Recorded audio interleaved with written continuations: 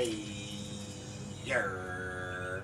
Y'all know what it is. Y'all know who it is, man. It's your boy Pharaoh the God, always on the job, and I got 5 less talk.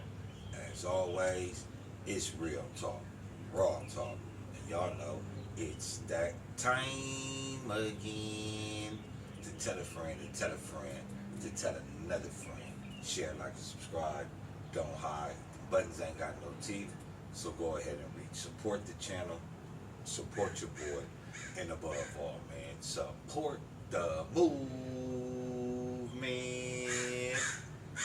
Yes, indeedy.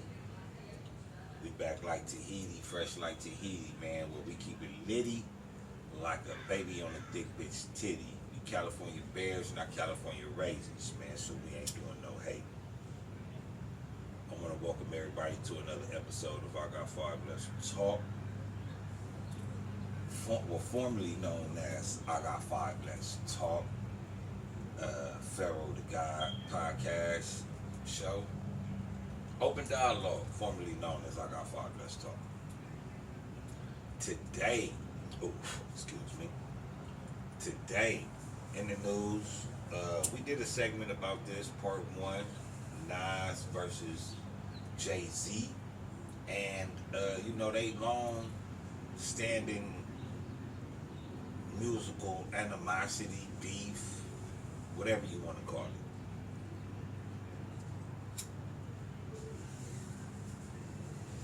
it. We all know, well, some of us know that know the history between Jay-Z and Nas, and they beef,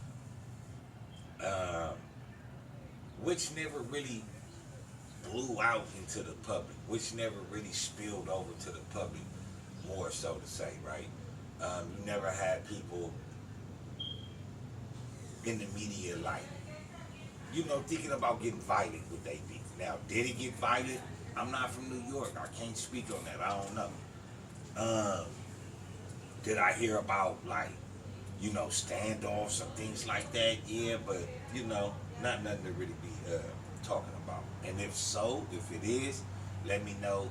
Drop it in the comments, man. Let me react to it or give my take on it. But Nas and Jay-Z had a beef over the King of New York, who was the best rapper.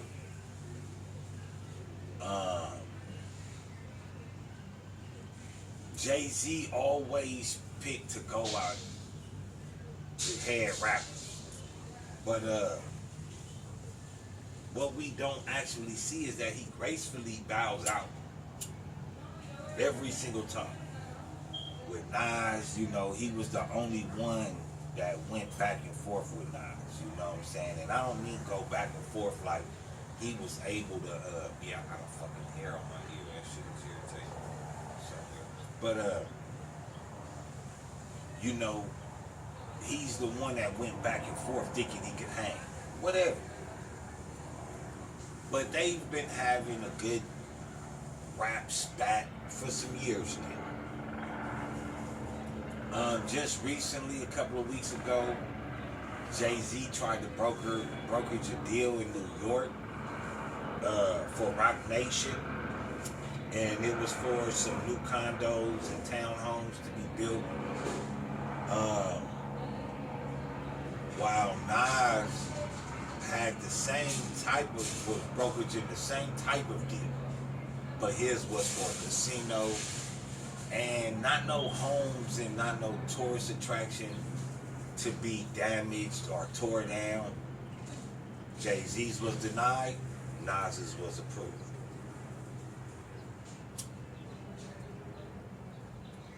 And some people look at that as a win over Jay-Z. We know that, no matter who Jay beefed with, he always was petty about it. He was always, trying to stop the next man from shining. We saw that with DMX. We saw that with Nas. We saw that with a lot of other rappers. He tried to do it with 50, But the hood love 50 too much. The hood love 50 Cent too much to where that type of bitter traction wasn't going to activate. So not to get too far from the Nas and Jay-Z situation, if you haven't seen part one, I advise you to go see it. You'll more understand what's going on in part two.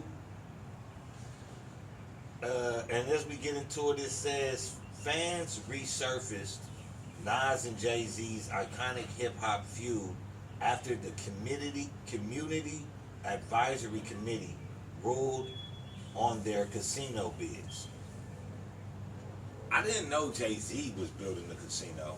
I knew he was building some condos and some townhomes.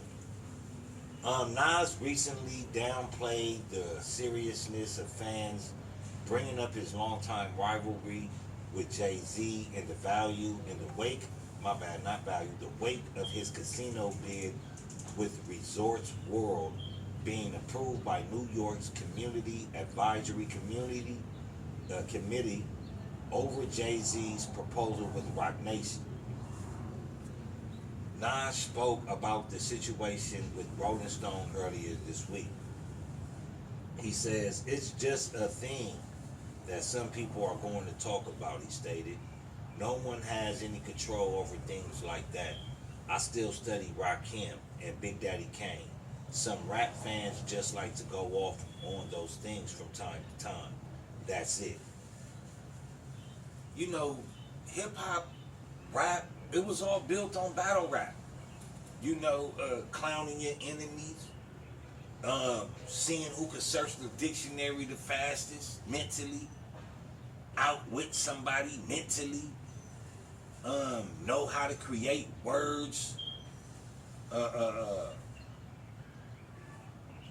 with linguistics. So that's what rap was built on, man. It was built on uncharted art, uncharted territories of art.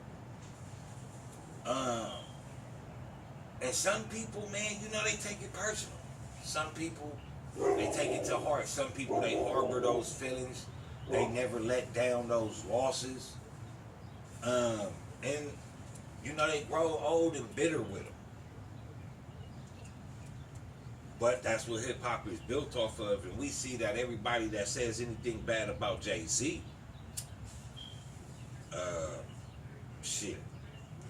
they start to fall apart mysteriously. Kind of like Carb, I guess, if you want to call it that. But Jay-Z has never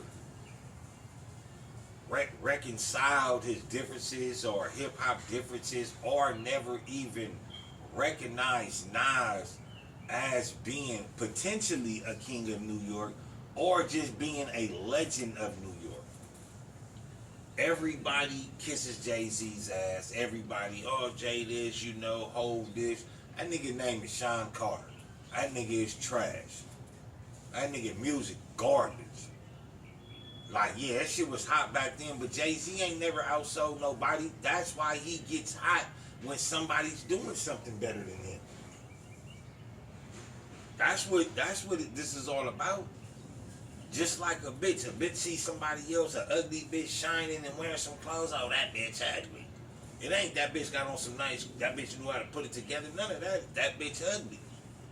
Jay-Z has never given none of his rivals or so-called rivals any positive attention or attraction. Never. And they all say the same thing about Jay-Z. Nigga shiesty. But that's neither here nor there. Moving right along.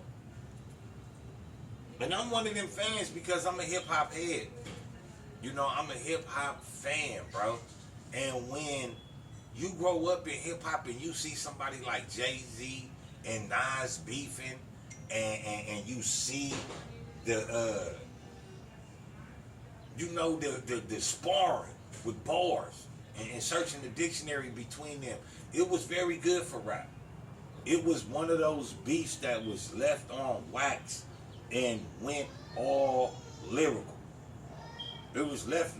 It was left up to the lyrical debaters, hip hop heads. Jay know he lost that motherfucking Sean Carter know he lost that them battles.